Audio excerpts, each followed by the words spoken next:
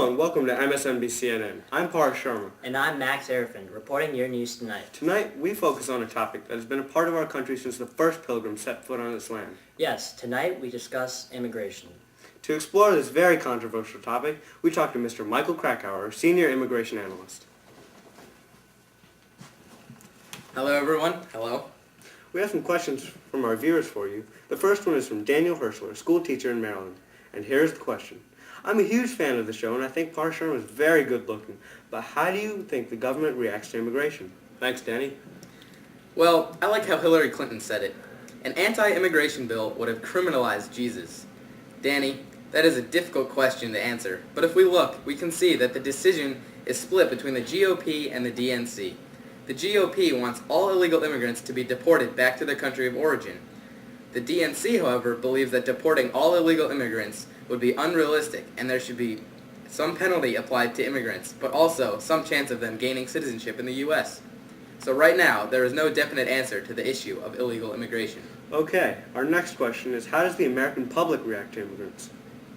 Well, Benjamin Franklin complained about the Palatine Boers who were trying to Germanize the province of Pennsylvania and refused to learn English. Each wave of immigrants has been treated with some degree of hostility, and popular fears that the immigrants will harm American society or will not conform to the prevailing American way of life. We thank you, Mr. Krakauer, for being here with us today. Welcome. And now reporting the weather, Jesse Kahn.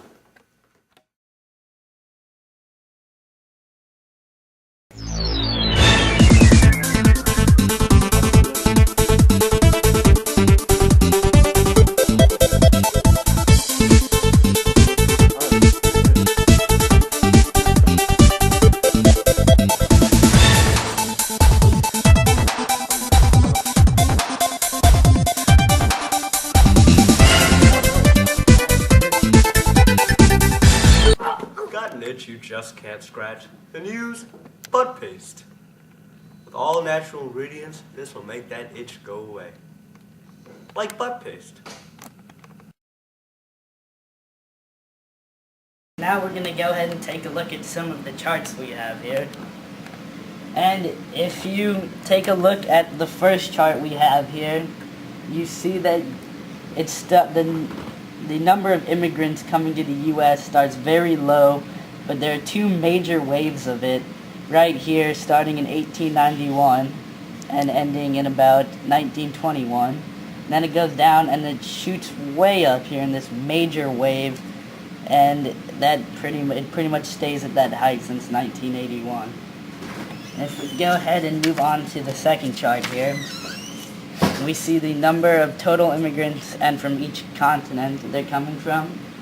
And we see that it started out mostly with Europeans here, as we see this number in the millions all the way up to 1930. And then it starts to dip down, and then it goes back up, and it's starting to dip down again, as we see here in 1995. And the number of Asia, we see here in 1821, there were only 30 immigrants from Asia. But as we're moving on, we see that the numbers climbing into the millions here of immigrants. And from Central America, the number is reasonably low up until about 1910. And it starts to climb, and the number has just continued to climb over the past couple years. And Africa, the number has stayed pretty low, but it's starting to climb up. We see here its highest peak was at 176,000 in 1980. And of course Oceania doesn't have much. It's stayed pretty consistent between about 30 and 60,000 all throughout the time.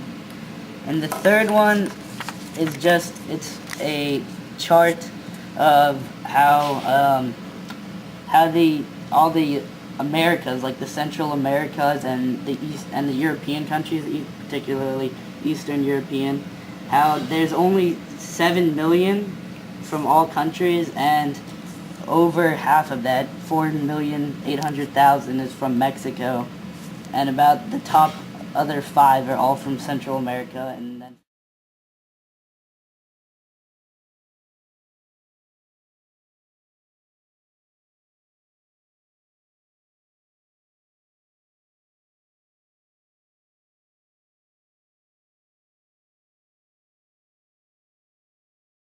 demonstrated that you can pretty much do anything you want without authorities on the border even noticing.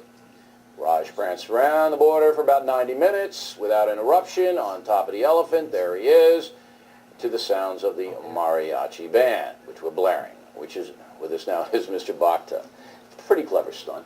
Thank you. So you went down to Brownsville, Texas, and where you were how many miles outside? We were about 5 miles, 10 miles outside of Brownsville. Now that's just rural area, right? It's fairly rural. Nothing going on. Not no much. Border Patrol posts or anything like that there? There's one about 5 miles away on the highway. But what actually prompted me to do this was the day before, on Monday, while at the actual U.S.-Mexico border post. The official crossing, a guy came right across totally unmolested by border security. I figured if this guy can do it right under the nose of, our entire border security apparatus, I can pretty much do anything. Now, how wide is the river there? Oh, whatever. I mean, we're seeing it on video 30, here, but 40 feet. So it's a small, you can wade across. You don't even Oh, yeah. swim. He's right? doing it. Okay. And so you took the 3 elephants and the band, And a band. and you went down there and you wanted to get the attention of the Border Patrol. Yeah. So you got in on top of the elephant, and the elephant waded in the water for an hour and a half while the band was playing. The band played on, the elephant splashed away, and nobody showed up. Now that Raj proved how easy it is to cross the border, I will explain why. Quite frankly, the laws protecting our border are not thoroughly enforced. There are plenty of trained military personnel that are equipped and ready to go to the border, but they are just not sent there by the government. Many people believe that a fence protecting our border is necessary, but other people believe that it is harsh and unrealistic and futile gesture. However, I believe that as the years pass, the border will become harder and harder to cross.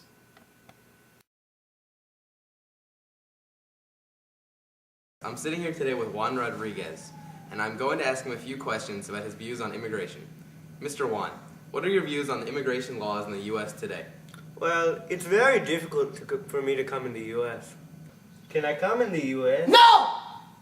Because the Bush administration has increased funding for border security and immigration enforcement by 159%, and he even used emergency funds. The spending went up from $4.8 billion in 2001 to $12.3 billion in 2008. Interesting. Another question. Is it difficult to live in the U.S. as an immigrant? Can I be a lawyer? No! My English is not very good, so people normally don't give me a job where I talk a lot. So immigrants normally receive large class jobs like construction or gardener. And in these low jobs, we get paid minimum wage, which the federal government hasn't changed since 1977 when it was declared $5.15. Then, if I get hurt on the job, I have no insurance, and if I sue, I will attract attention from the courts and police. So it's really hard to live here. I don't even think I want to live here anymore. I was better off in Mexico. Interesting. Back to you, Pars. Well, that's our show for today. Thanks for watching. You stay classy, Wooten High School.